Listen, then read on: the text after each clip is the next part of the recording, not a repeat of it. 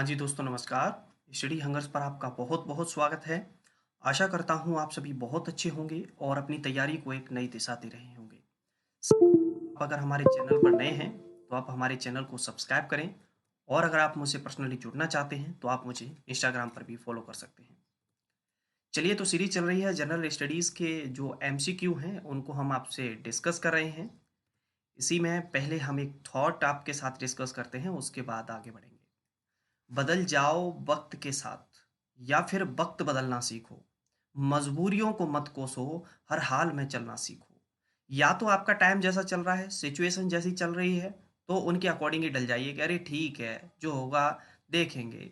या फिर अगर ऐसा है कि आपकी सिचुएशंस खराब है, प्रॉब्लम्स आ रही हैं, परेशानी आ रही है कि नहीं, मैं इन मजबूरियों से डरकर हारूंगा नहीं, मैं तो हर हालत में आगे बढ़ूंगा और अपने लक्ष्य को हासिल करूंगा। चलिए, तो पिछले वीडियो में हमने एक क्वेश्चन पूछा था आपसे, वायुमंडल की किस परत में वायुयान उड़ाए जाते हैं?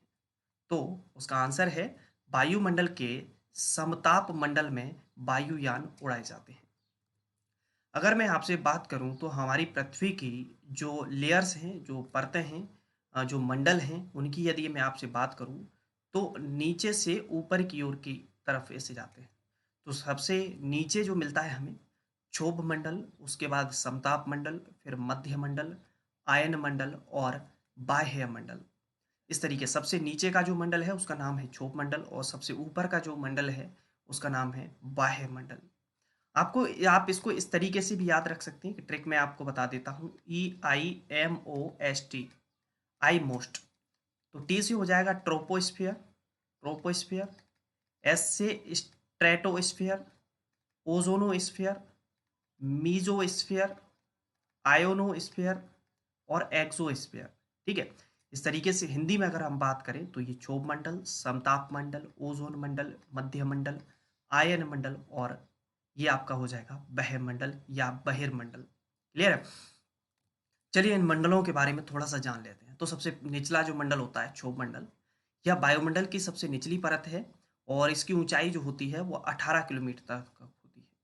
सभी वायुमंडलीय घटनाएं जैसे कि बादल, आंधी, वर्षा, तूफान सभी इसी मंडल के अंतर्गत होते हैं।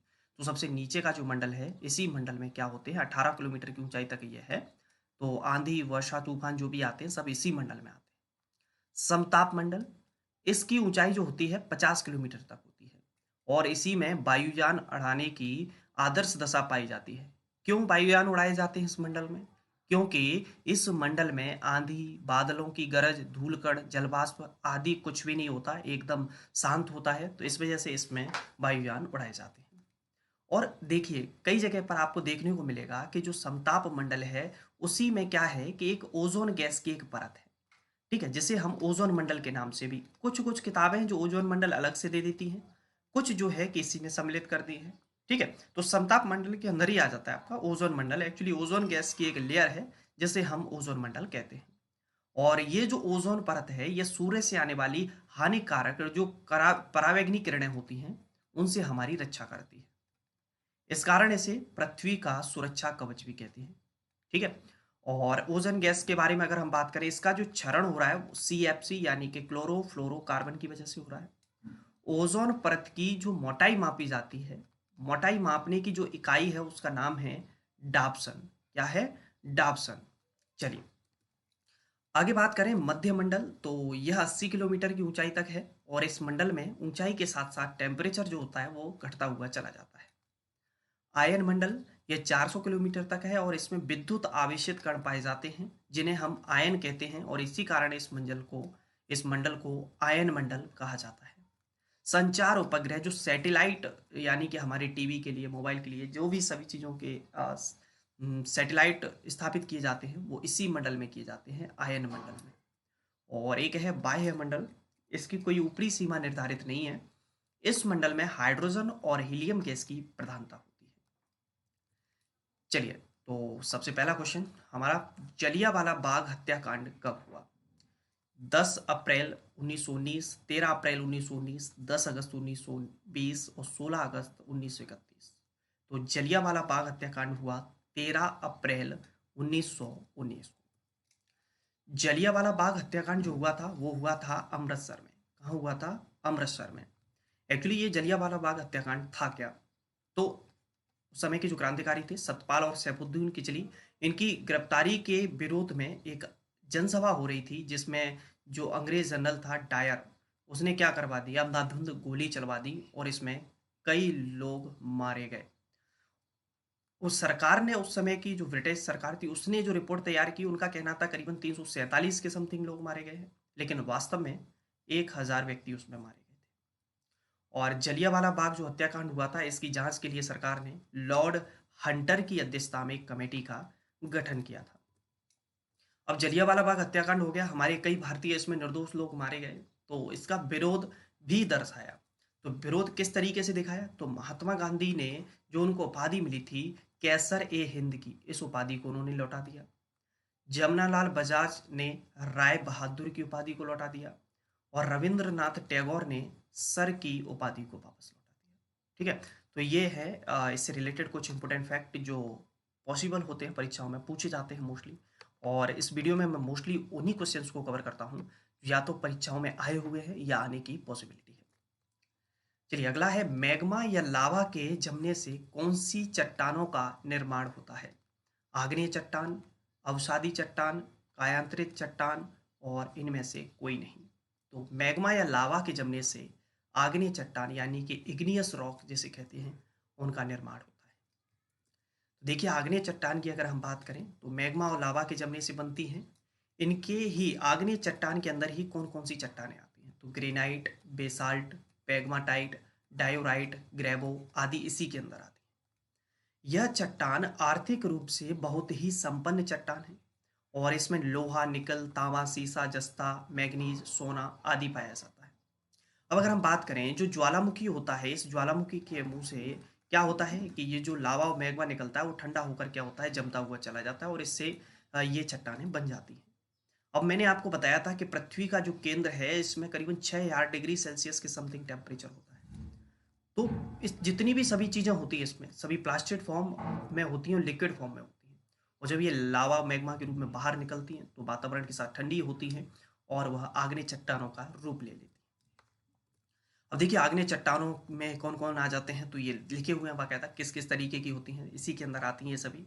एंडेसाइट, बेसाल्ट, डायोराइट, गैब्रो और ग्रेनाइट, ऑब्सीडियन, पैग्माटाइट, पीरियोडाइट। तो ये दी हुई हैं, आप इन्हें देख सकते हैं।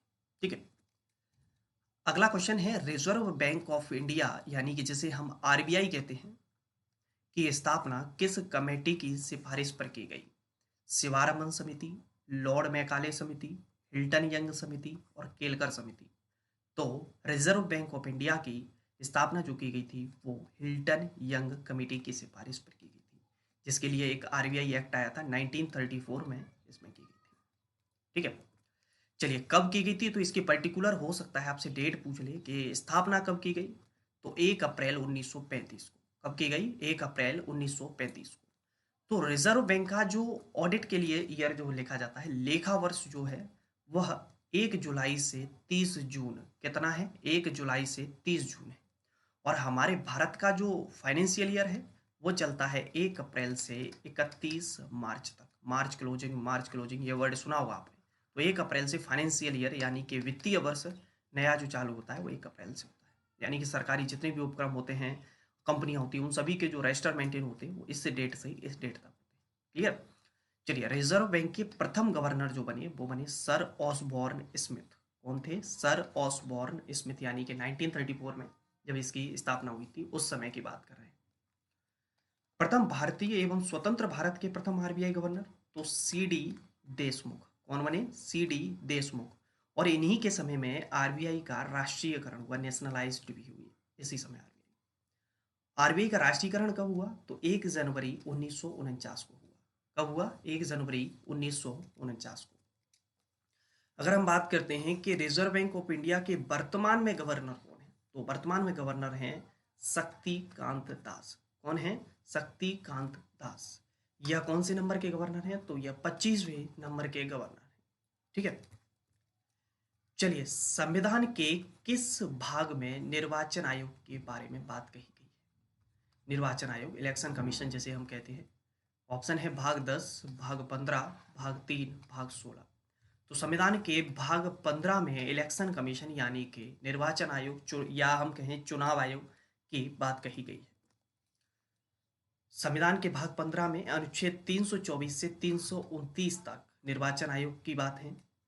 भारत निर्वाचन जो आयोग है इसकी स्थापना जो की गई वह 25 जनवरी 1950 को की गई और यह एक स्थायी संवैधानिक निकाय यानी कि कॉन्स्टिट्यूशनल बॉडी है जिसका संविधान में मेंशन है, इसे हटाया नहीं जा सकता। संविधान में स्पेशल इसके लिए पार्ट बना है, आर्टिकल बने हुए हैं। पहले निर्वाचन आयोग एक सदस्यीय था, केवल सिंगल मेंबर हुआ करता था, लेकिन 1993 में इसे 3 सदस्यीय बना दिया गया। मुख्य निर्वाचन आयुक्त और जो बाकी के 2 अन्य चुनाव आयुक्त होते हैं, इनकी जो नियुक्ति की जाती है वह राष्ट्रपति के द्वारा की जाती है। किसके द्वारा की जाती है? राष्ट्रपति के द्वारा की जाती है। वर्तमान में जो मुख्य चुनाव आयुक्त हैं वो हैं सुशील चंद्रा। कौन है? सुशील चंद्रा। और आप मुझे कमेंट में बताएंगे कि बाकी के जो 2 अन्य चुनाव आयुक्त हैं उनके नाम क्या है।